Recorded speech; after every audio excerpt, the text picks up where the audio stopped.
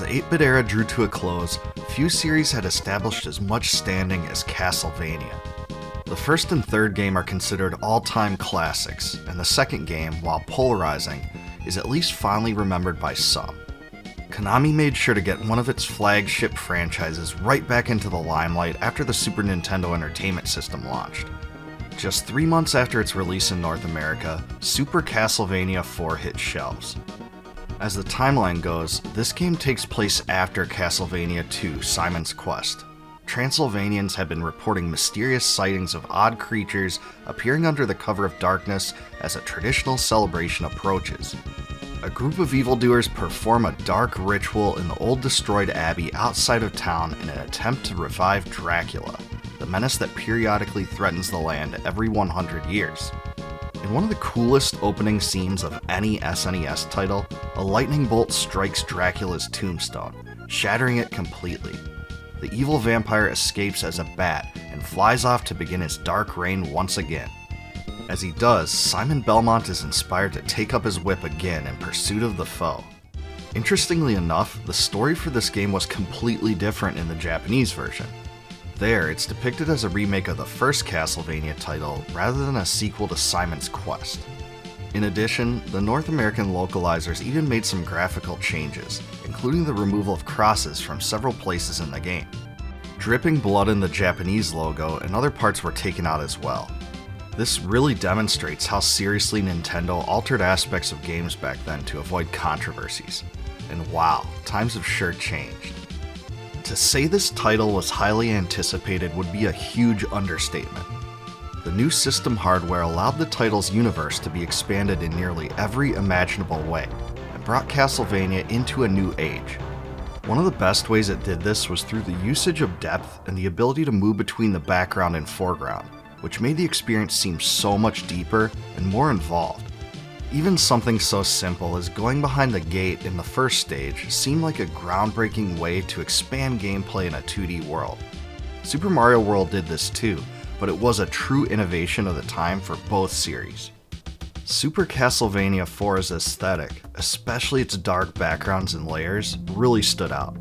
Stages were filled with moving background areas, where you encounter stuff like moving gears, far-off towers, and ancient libraries in the distance. It really added a lot to the murky flavor the developers were going for, and worked great.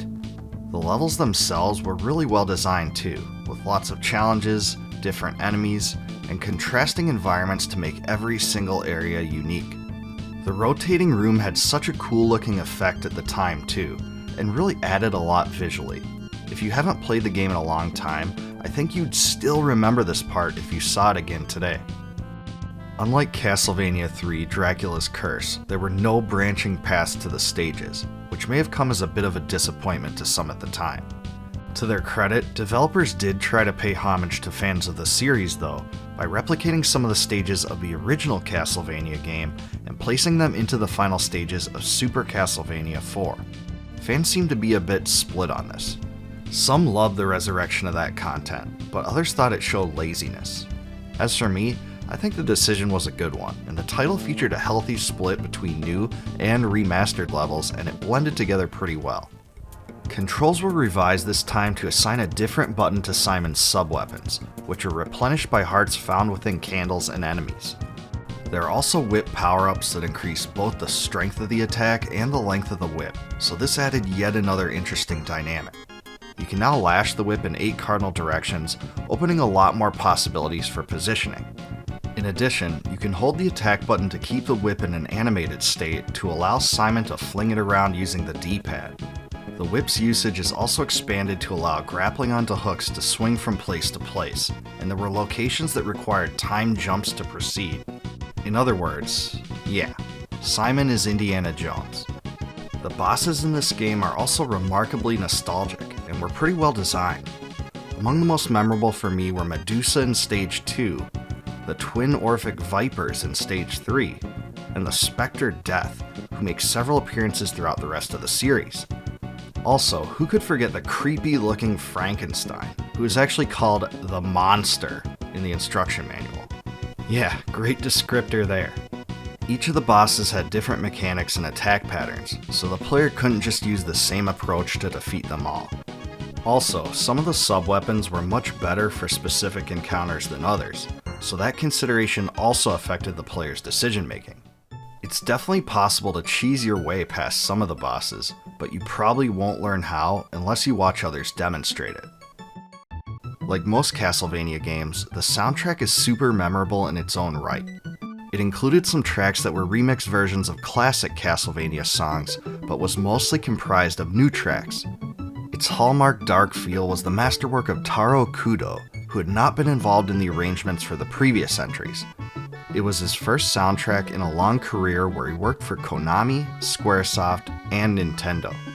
It's a classic soundtrack that fits the game well, though I don't think it's quite as great as the soundtrack for Castlevania Symphony of the Night. You can still find the original cart pretty easily today, but a loose copy will cost you around $50 as of 2022. Thankfully, Nintendo wisely saw fit to include the game on the SNES Classic, making it the best way to play it today. When it comes down to it, Super Castlevania 4 is one of the very best action platformers on the SNES, and arguably the very best. It combined the best aspects of the series the fans loved and expanded upon them in ways that both provided enjoyable gameplay and retained the original feel. If you ask me, the difficulty is quite a bit easier than the 3 titles on the NES, and this could turn some people off. Even so, the unforgettable motif, music, stages, graphics, and bosses combined to make this one of the greatest titles of its kind on the system. Through the years, it's gotten a ton of accolades, and one can easily see why. Also, I want to hear from you guys. How good do you think Super Castlevania 4 is in comparison to the rest of the series? If you like my content, please subscribe to my channel and click the bell below. Also, please join my Discord community linked in the description, and consider supporting my channel via YouTube's Join feature to receive member exclusives, such as advanced videos and complete video transcripts.